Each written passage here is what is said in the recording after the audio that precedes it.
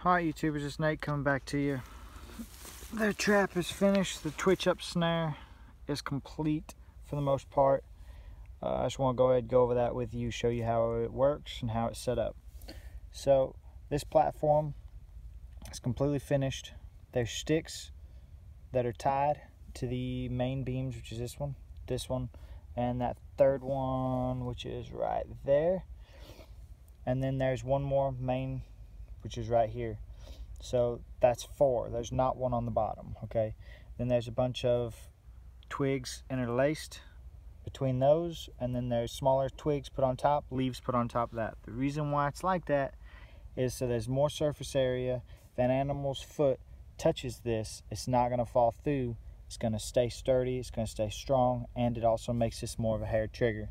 The more weight the platform is, the less weight there has to be to stand on this to set that trigger off. That is the trigger, just that right there. That is all that's being held. There's this lasso here. Top of the lasso goes behind the trigger stick, front of the lasso goes in front. So when the animal sets this off, this trigger flies out and it does not tangle up with the lasso. Now the string tied to the main stick goes in front of this main support and just sits right here. So it goes in front, the main support behind the trigger stick, and it just lays right there the length of the platform. Now most of the time this is going to catch the animal around the head. Sometimes it catches them around the foot and the head. It just depends on where the animal steps on it and where it sets it off at.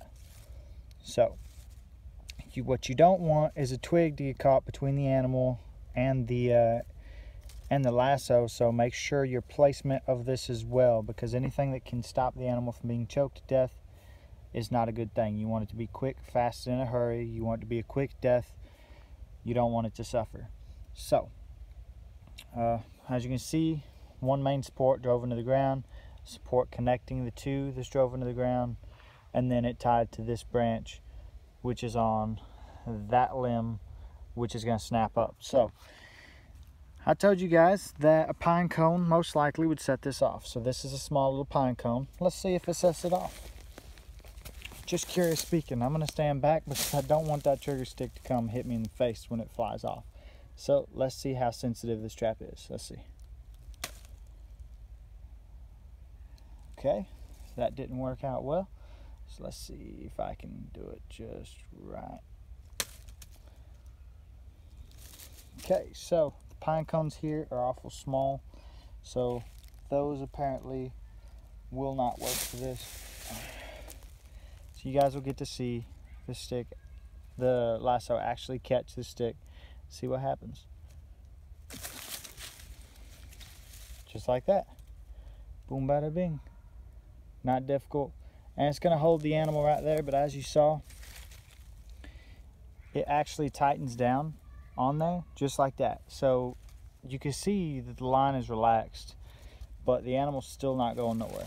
So it don't matter if it flails around, it doesn't matter. It's not going nowhere. The harder the animal pulls, the tighter this is going to get, and the more it's going to cinch down.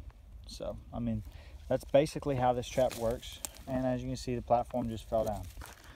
So I mean, it's kind of good that the pine cones didn't set it off, and I'll tell you why. There's a pine cone tree. There's an acorn tree. If it was that sensitive to where a pine cone could fall and hit that trap, you could have some false setups, and that would not necessarily be good. So I barely touched it with this stick though, and you saw it just go off. So let's go ahead. I'm going to set this up one more time, show you guys how to set it up, and then I'm going to show you how to tie the noose for the lasso, so you guys can get an idea how that works. So let me get this positioned right there. So I'll bend this branch down, grab the trigger stick, bring the trigger stick down, loop it in right here, lift this platform up,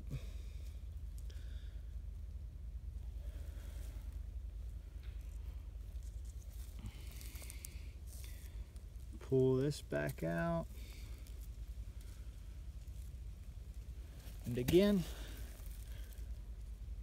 over and under is the way you want to go with this. So trigger stick needs to go over that. This trap goes off, it's going to smack me in the face right now. Bada bing. And again, it is set and ready to go. So let's see if the pine cones will work. Pine cone, I'm gonna back up just a little bit. I don't want to get hit in the face. Boom. Set it off. So again, may or may not be set off by a pine cone. We'll see. You know, I'm not looking to catch anything today. I was just looking to show you guys how this is set up. Now everything that is out here, everything that I just constructed that trap of, was made from woodland materials. This twine that is out here was just laying around on the ground. I walked out here, I was expecting to find some fibrous material or something, maybe make some cordage out of it. I don't have string on me, didn't have any when I came out here. There's a lot of trash out here by Camp Tresbian, a lot of holes where people's been out here fooling around, where the tanks have shot, you know, where they've drove around out here. There's another big one, glass laying all over the place. You know, that looks like it's from like a TV. I could have found some wire out here, I could have used that. I mean, possibilities are limitless. You're only limited to your imagination, that's it. You're only limited to your imagination. So, I told you guys that I'm going to show you how to do that knot. So let me go ahead and explain that to you real quick. So I'm going to try to reset this trap one more time, and then I'm going to undo the knot that I have on there and then retie it. So give me 1 second. Let me get the camera into view. So open it down.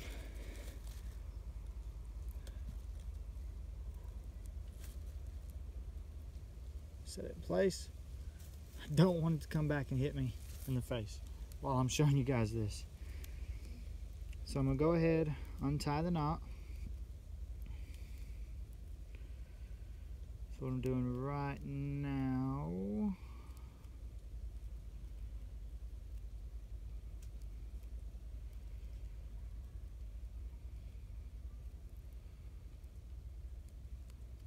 All right. And the knot is untied. Okay, so let me show you guys how to do it. So you got this end right here, and you got your running end. So this is your stationary. It's not going nowhere. It's the one that's tied off. This is the one that's important. So what you're gonna do is you're gonna take this, go over, and then you're gonna make like a loop, like right here. See how that works? And then what you're gonna do is you're gonna take it and you're just gonna make an overhand knot right here, and you're just gonna tighten it down. You don't want it too tight, but you want it tight enough to be able to bite, because it still needs to be able to slide along that main line. So then you're gonna take this side here, and you're gonna do the same exact thing. You're gonna make like a safety for it, so that way it doesn't come undone when it's tightening around the animal's neck. So boom, bada bing, tighten it down.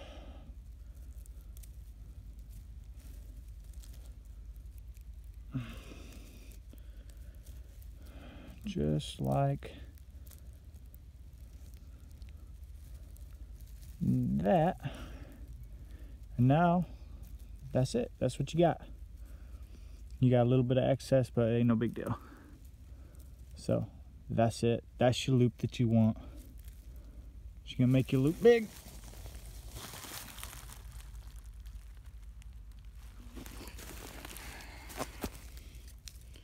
Make it bigger. On top, remember, over and under. So under there, over the main support on top of that. There you go. There you have it, right there. Now, ideally, you'd want to make like a funnel, because this would be along an animal trail. So pretend this is the trail. Animal comes walking along, gets into that right there, because they're gonna take the path of least resistance, and you want to make sure that this is the path of least resistance.